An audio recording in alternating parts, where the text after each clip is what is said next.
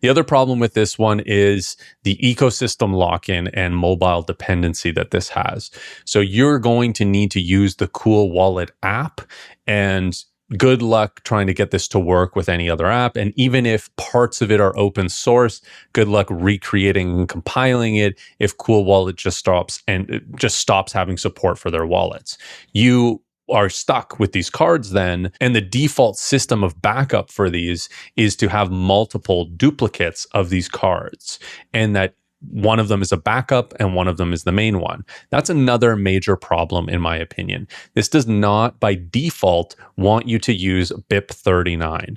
And if you do use BIP39, it is essentially a software wallet. Now, there's going to be people in the comments saying, no, it's not, because you can turn your phone into airplane mode and it's this actually deriving the seed phrase and it's just showing you the seed phrase, but it's showing your seed phrase on a device that has been connected to the internet that potentially has malware associated and attached to it. Maybe it's taking screenshots.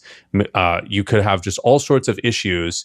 And again, maybe those are tail risk scenarios and tail risk security issues, but why open yourself up to any vulnerabilities and attack surfaces that you don't need to? Nobody is forcing you to use a wallet with these vulnerabilities when there are much better options out there. First of all, any hardware wallet that has a screen that tells you the transactions and gets you to approve it is going to solve the blind signing.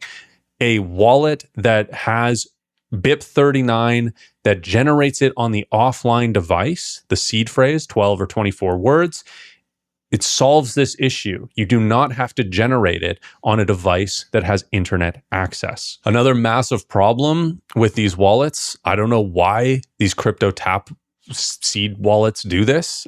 Tap Signer is an exception to this that's designed by CoinKite. That's a Bitcoin-only hardware wallet manufacturer. They suffer from the issue of blind signing. At least they generate new addresses. So that's another massive problem with this Cool Wallet Go, is that you create a wallet and you have one Bitcoin address. So anytime you send Bitcoin to yourself into this hardware wallet, it's sending to that address.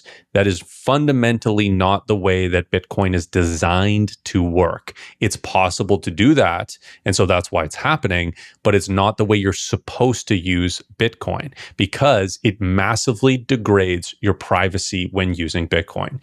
For instance, take this example. If Bob sends you some Bitcoin, you have the interaction with Bob. He sent you Bitcoin. He knows your address and he knows how much Bitcoin he sent you.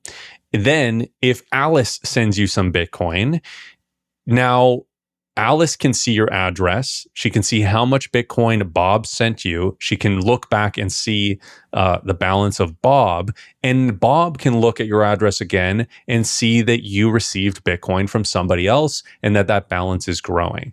If you then send Bitcoin to Trevor, now Trevor can see all of these interconnections. And basically, if this is your main Bitcoin wallet, you put all your Bitcoin in there.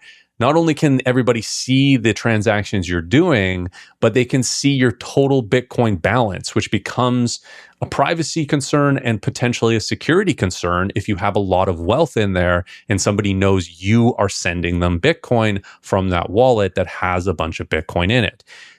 Generating new receive addresses each time solves this issue. When Bob sends you Bitcoin, he's sending it to an address.